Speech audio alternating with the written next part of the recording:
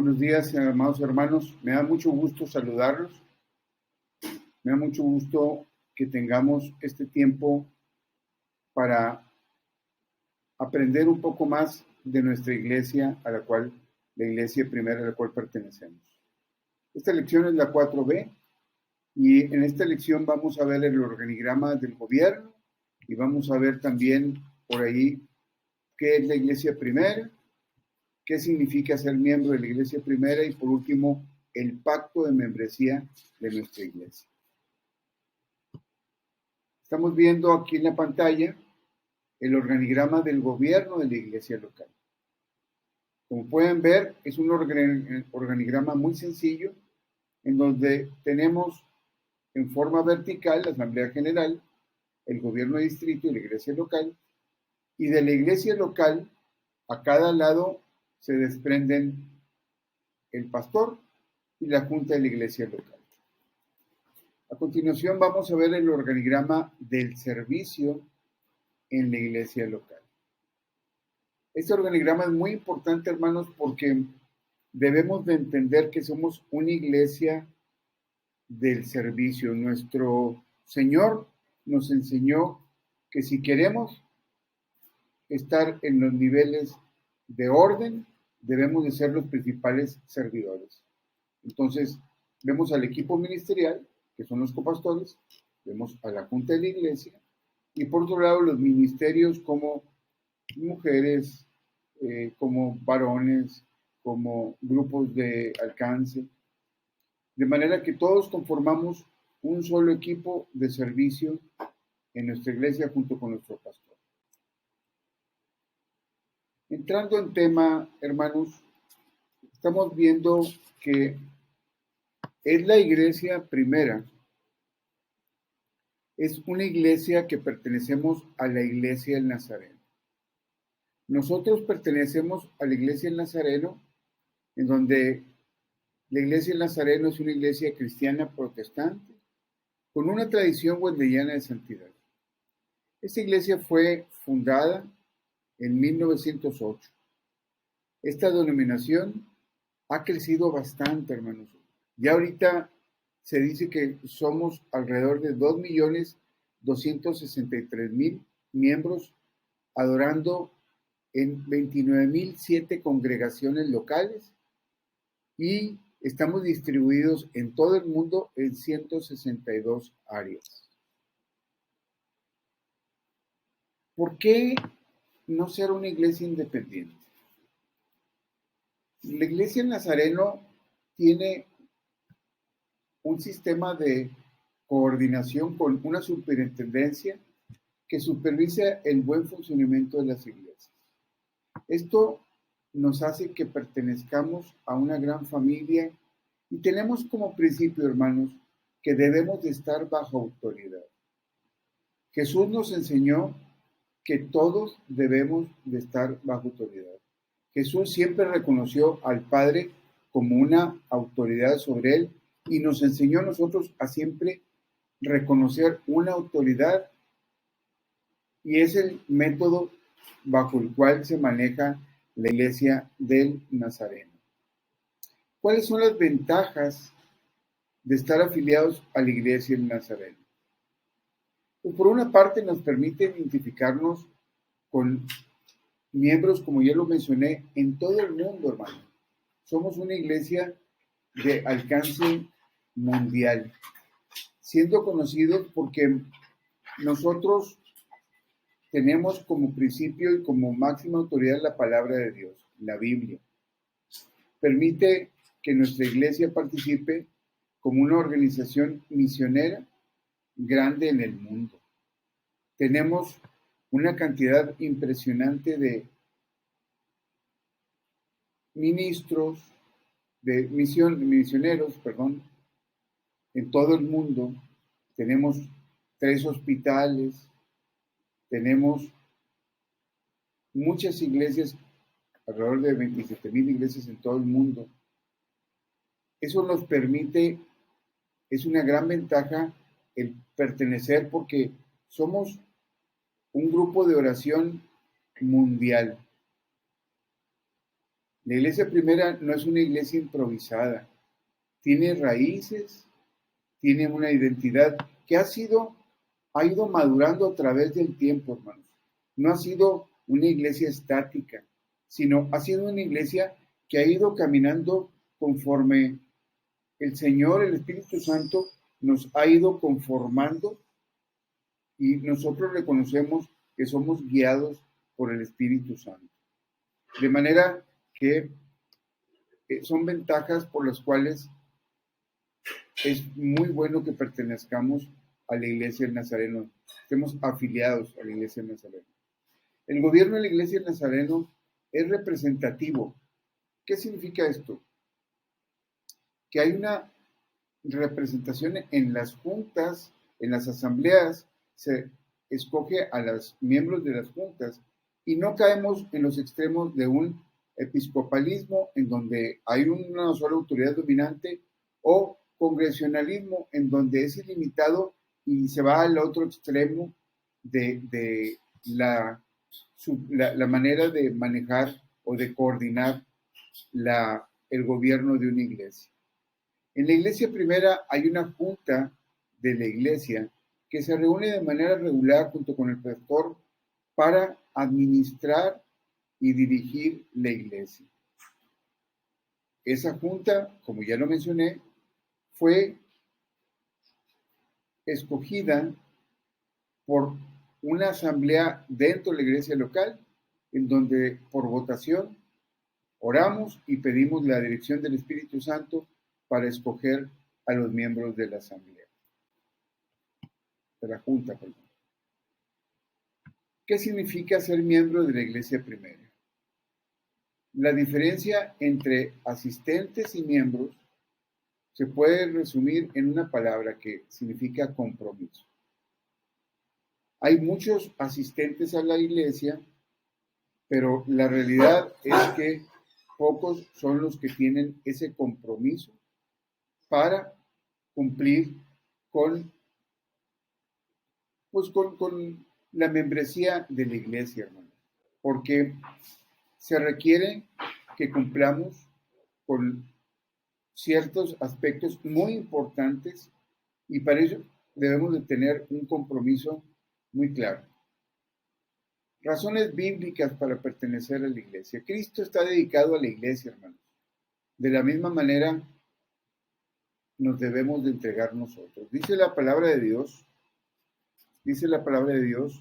Cristo amó a la iglesia y se entregó por ella, en Efesios 5:25.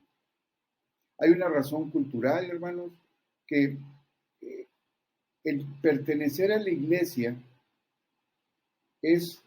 nos aparta del mundo en el sentido de que cuando pertenecemos nosotros a la iglesia, ya estamos nosotros apartados para Dios. Y es el Espíritu Santo el que nos abre los ojos espirituales y nos permite ver la diferencia entre nosotros y el resto de la sociedad, entre los guiados por el Espíritu Santo y la gente que no reconoce la necesidad de pertenecer a la iglesia. Existe una razón práctica, quiere decir que podemos contar con usted. La razón práctica, hermanos, es que en toda organización se tiene una membresía. Y nosotros como iglesia necesitamos saber con quién contamos. Porque en base a los miembros es en base a los compromisos que adquirimos en el servicio, hermanos. No podemos comprometernos de más de lo que como miembros podemos cumplir. Y una razón personal. La razón personal, hermanos, es que si vamos a la iglesia es porque necesitamos crecer espiritualmente. Es porque en ese lugar que es la iglesia nos va a permitir cada vez conocer más a Dios y crecer en nuestro desarrollo espiritual. ¿Qué se espera de mí como miembro? En la iglesia, hermanos, hacer lo que la Biblia demanda de cada cristiano. O sea, vamos a cumplir con lo que la Biblia, las directrices que nos da la Biblia. Estas responsabilidades se describen en el pacto de membresía, que ahorita lo vamos a ver más adelante. En la iglesia primera, nunca se pedirá a ningún miembro que cumpla con situaciones que no vienen en la Biblia. Por eso mencionamos al principio que la iglesia en Nazareno tiene como máxima autoridad la palabra de Dios, la Biblia.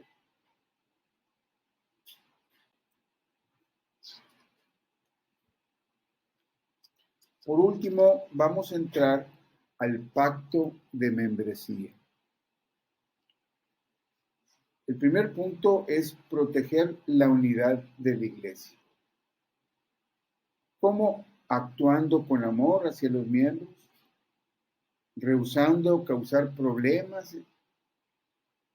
Por ahí en 1 Corintios habla del hombre carnal y el hombre espiritual. Ahí podemos entender cómo la Biblia nos enseña a ser miembros espirituales y no carnales. No causar chismes, tratar bien a los demás. Miqueas 6:8 nos dice cómo tratar a la gente, qué es lo que demanda Dios y es lo que nos pide la iglesia. Ser ejemplo como Jesús nos dio el ejemplo de ser. Parecernos más a Jesús es rehusarnos causar problemas. Y por último, siguiendo a los líderes.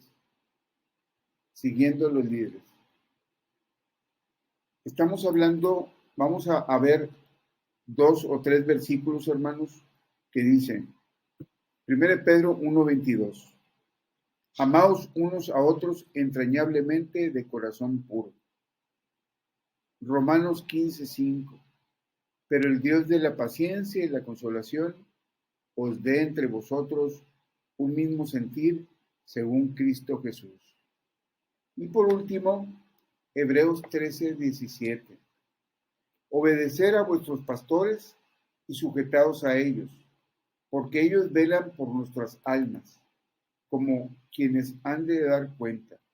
Permitirle que lo hagan con alegría y no quejándose, porque eso no sería provechoso. Hermanos, como ven, este primer punto de proteger la unidad de la iglesia no es otra cosa que seguir la palabra de Dios. No es otra cosa más que el ejemplo que nos dio Jesús de amarnos unos a otros como Jesús nos amó.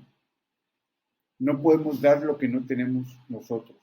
Y si nosotros no tenemos a Cristo en nuestro corazón, difícilmente vamos a poder proteger la unidad de la iglesia.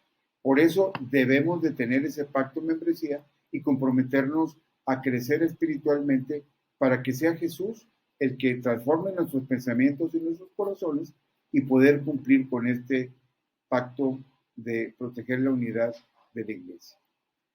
Ahora vamos a hablar de compartiré la responsabilidad de mi iglesia, orando por su crecimiento, invitando a otros que no tienen iglesia para que asistan, dando una bienvenida cordial a los invitados. En pocas palabras, compartiré la responsabilidad de mi iglesia significa sembrar la semilla que Jesús nos pide que sembremos. ¿Para qué? Para que el Espíritu Santo obre en la gente que venga y se queden en nuestra iglesia a crecer y a formar parte de la familia de Dios. El punto número 3, hermanos, es serviré en el ministerio de mi iglesia. ¿Cómo? Descubriendo mis dones y talentos, equipándome para servir por Jesucristo, por mi pastor y por mi iglesia, desarrollando un corazón de siervo. Como ustedes ven, serviré en el ministerio de mi iglesia nos está llamando, este punto del pacto de membresía nos está llamando a que crezcamos con nuestros dones y talentos. Al descubrir nuestros dones y talentos, se nos va a reconocer en un área específica para servir a nuestro Señor. Está el grupo de alabanza, están los hermanos que proyectan el servicio, están los sugieres, están los varones. Todos tenemos un lugar en nuestra iglesia. Todos tenemos un espacio en donde servirle a nuestro Señor Jesucristo y servirle a nuestra iglesia. Es muy importante que reconozcamos que necesitamos desarrollar ese corazón de servidor. Nosotros no nos vamos a la iglesia nada más a servirnos de la iglesia, sino Jesús nos enseñó que vale más el dar y se gana más dando que recibiendo. De ahí que es muy importante que crezcamos en un corazón de siervos, como Jesús nos enseñó. Y por último, hermanos, tenemos apoyaré el ministerio de mi iglesia. ¿Cómo? Asistiendo fielmente, comprometiéndonos a ir todos los domingos, viviendo una vida santa como nuestro Dios es santo, y diezmando y ofrendando como lo marca la Biblia. Vamos a ver unos versículos para apoyar este cuarto punto. Vamos a ver 1 Tesalonicenses 1:2 que dice: damos siempre gracias a Dios por todos vosotros, haciendo memoria de vosotros en nuestras oraciones. Lucas 14:23 nos habla la palabra de Dios: ve por los caminos y por los vallados y fuérzalos a entrar, para que se llene mi casa. Dios nos motiva a que la iglesia crezca, hermanos.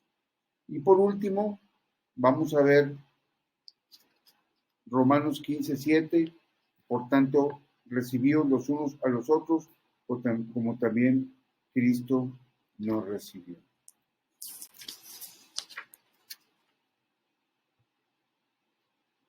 Este es el pacto, hermanos, de la iglesia primera, el pacto de membresía. Como pueden ver, esta preciosa foto es de los miembros de la iglesia del Nazareno, de la iglesia primera. Los invito, hermanos, a que reflexionemos en esta lección y pidamos la dirección del Espíritu Santo que nos clarifique y que nos motive a comprometernos con este pacto de membresía. Me despido de ustedes dándoles gracias por su tiempo. Dios los bendiga y nos vemos próximamente. Muchas gracias, amados hermanos.